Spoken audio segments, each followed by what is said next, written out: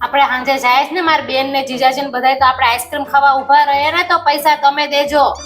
કેમ હું કેમ દઉં? અરે નહીતર મારું ખરાબ લાગે કે આ તો જો કે પૈસા જ નથી દેતા, કેવા કંજૂસ છે, એટલે તમે દેજો પૈસા. ન્યા આવે મોટું કોણ છે?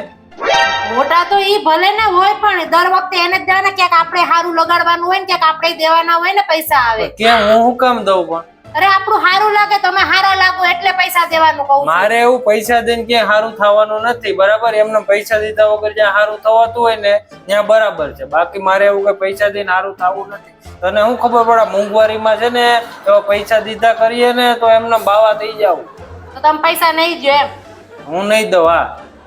હા તો સારું, કઈ વાંધો નહીં. હું તો એમ કહું કે મંદિરે બંદિરે ક્યાંય ના જવાય. ઘરમાં છે ને આમ સર્વત્ર છે ને બધે ભગવાન જ છે, ઘેરે દર્શન કરી લેવાય છે, મંદિરે જવાનું કઈ જ હા તો કઈ વાંધો નહીં. હું છે ને કાલે ના બોલાવલો આપણી ઘરે દર્શન કરવા હાટું, અને અહીંયા ચૂરમા લાડુ, ઊંધિયા, શાક ને પૂરી ને દાળ ભાત ને બધું બનાવી લો ને અહીં જમી લેવું. તમારે આઈસ્ક્રીમ તો ખવડાવવું નથી અમે. પણ એવું છે, પૂરી ને ઊંધિયું ને દાળ ભાત ને શાક ને ક્યાં બનાવવાની જરૂર છે? હવે એમને દર્શન કરવા આવે છે, દર્શન કરીને વયા જાય. એટલે આપણે ઘરે આવે તો કઈ જમ્યા વગર ના મોકલાય ને?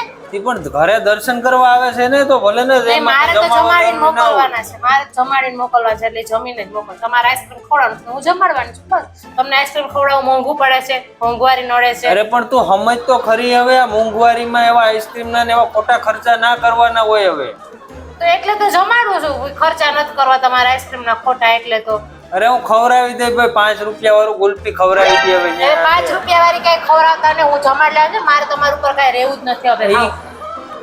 આ તારી ભક્તિ છે ને મને બહુ મૂંઘી પડી જવાની. જો આ તું કેદીક ને આ ભક્તાણી થઈ ગઈ. આવ